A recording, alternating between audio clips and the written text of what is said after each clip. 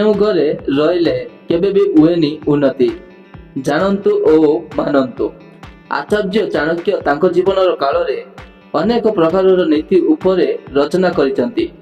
କୁହାଯାଏ ଯେ ଯେତେବେଳେ ଜଣେ ବ୍ୟକ୍ତି ଆଚାର୍ଯ୍ୟ ଚାଣକ୍ୟଙ୍କ ଦ୍ୱାରା ରଚିତ ନୀତିର ଉଲ୍ଲେଖ କରାଯାଇଥିବା ଜିନିଷ ଗୁଡ଼ିକ ଅନୁସରଣ କରନ୍ତି, ସେତେବେଳେ ତାଙ୍କ ସଫଳତା ହେବା ପାଇଁ ସୁଖମୟ ଜୀବନଯାପନ କରିବାକୁ କେହି ଅଟକାଇ ପାରିବେ ନାହିଁ। ଆଚାର୍ଯ୍ୟ ଚାଣକ୍ୟ ନୀତି ଅନୁଯାୟୀ ଯଦି ଜଣେ ବ୍ୟକ୍ତି ସଠିକ ଘରେ ନ ରୁହନ୍ତି, ତେବେ ସେ ଚାହିଁଲେ ବି ମଧ୍ୟ ଖୁସିରେ ରହିପାରିବେ ନାହିଁ। କୌଣସି ବି କାରଣରୁ ଆସିପାରେ ସମସ୍ୟା, ସଦା ସର୍ବଦା ଅସୁବିଧାରେ ରହିବାକୁ ପଡ଼େ। କେବଳ ଏତିକି ନୁହେଁ, ଏପରି ଘରେ ରହୁଥିବା ଲୋକମାନେ ମଧ୍ୟ ଜୀବନରେ ଅଗ୍ରଗତି ହାସଲ କରିପାରିବେ ବହୁ ଅସୁବିଧାର ସମ୍ମୁଖୀନ ହୁଅନ୍ତି। ମା ଲକ୍ଷ୍ମୀ ଏପରି ଘରେ କେବେ ବି ଆଶୀର୍ବାଦ ପ୍ରଦାନ କରନ୍ତି ନାହିଁ।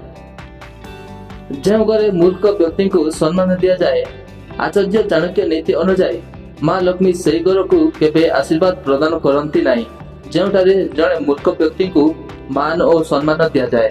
ଧନର ଦେବୀ ମା ଲକ୍ଷ୍ମୀ ଏପରି ଘରେ କେବେ ବି ରୁହନ୍ତି ନାହିଁ। ଏହିପରି ଘରେ ରହୁଥିବା ଲୋକମାନେ କଦାପି ଖୁସି ହୁଅନ୍ତି ନାହିଁ ଏବଂ ସେମାନେ ସଦାସର୍ବଦା ପ୍ରକାରର ଅସୁବିଧାର ସମ୍ମୁଖୀନ ହୁଅନ୍ତି। ଯେଉଁ ଘରେ ସର୍ବଦା ଝଗଡ଼ା ଓ ଅସନ୍ତୋଷ ରହିଥାଏ।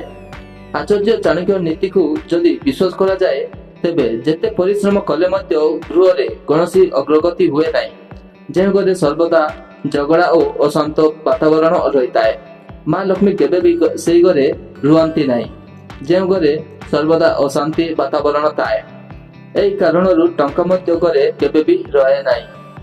ଯେଉଁ ଘରେ ପରିଷ୍କାର ଓ ପରିଚ୍ଛନ୍ନତା ରୁହେ ନାହିଁ, ଆଚାର୍ଯ୍ୟ ଚାଣକ୍ୟ ନୀତି ଅନୁଯାୟୀ ଯେଉଁ ଘରେ ପରିଷ୍କାର ପରିଚ୍ଛନ୍ନତା ପ୍ରତି ଦୃଷ୍ଟି ଦିଆଯାଏ ନାହିଁ, ସେହି ଘରେ କୌଣସି ଅଗ୍ରଗତି ହୁଏ ନାହିଁ। ଏହି ଘରେ ସବୁବେଳେ ଆର୍ଥିକ ସଙ୍କଟର ବାତାବରଣ ରହିଥାଏ। ଏପରି ଘରେ କୌଣସି ସମୃଦ୍ଧି ରୁହେ ନାହିଁ। ଏପରି ଘରେ ରହୁଥିବା ଲୋକମାନଙ୍କର ଜୀବନରେ ସଦାସର୍ବଦା ନକାରାତ୍ମକ ଭାବନାରେ ଭରି ରହିଥାଏ ଓ ମା ଲକ୍ଷ୍ମୀ ମଧ୍ୟ ଏହି ଘରେ ରୁହନ୍ତି ନାହିଁ।